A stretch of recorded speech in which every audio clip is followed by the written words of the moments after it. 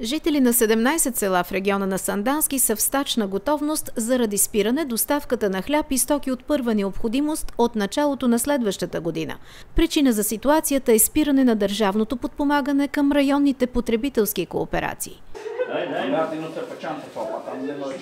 Новата година за тези и още 291 човека от високопланинските села в региона на Сандански идва с проблеми.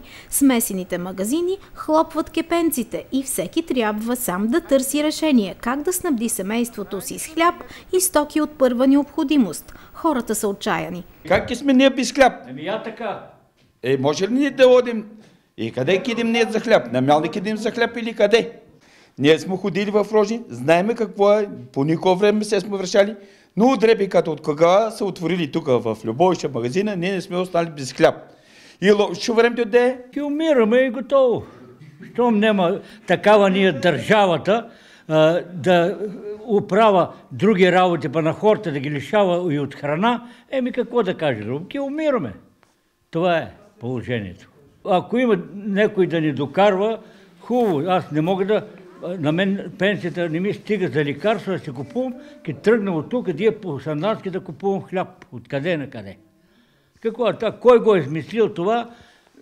Иска него да така малко стегноване. До този момент основен доставчик на стоки е районната потребителска кооперация. След счетоводен отчет обаче и загуби за 100 000 лева от последната година, решението е зареждането на търговските обекти да спре, за да не се стигне до фалит. Около 4-5 хиляди лева са на месец само транспортните разноски. Държавата подпомагаше. До 2014-2015 нямаме още постъпления, 2016 изобщо липсват в бюджета.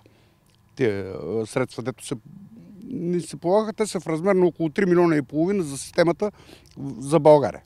Икономическите разчети на кооперацията обаче за над 200 живеещи хора в региона ги поставя пред труден избор. Идващата зима и трудното придвижване до Мелник и Сандански ще се окаже проблем най-вече за възрастните и самотни хора. Трудно е, ако не са те.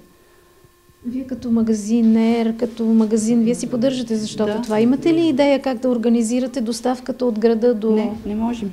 И няма как. Кой да намерим да ни го доставя? Ако трябва, ще протестираме, за да може да ни се обърне внимание, да може да ни доставят хляб тук. Ние не може да сме без хляб. От управата на селата за сега не намират решение. Сега доставчик няма да се навие никой от частниците да дойде. Няма да му е икономически изгодно да иде на Кашина да дойде тук.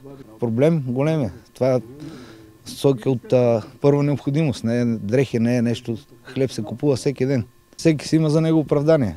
Ама в крайна сметка тези хора остават заложници тук. А най-трудните дни тепърва предстоят. Надежда на живеещите хора във високопланинските села край Сандански е зимата да бъде мека, а пътищата проходими, за да пътуват, макар и трудно, до най-близкото населено място – Мелник, за да купят хляб.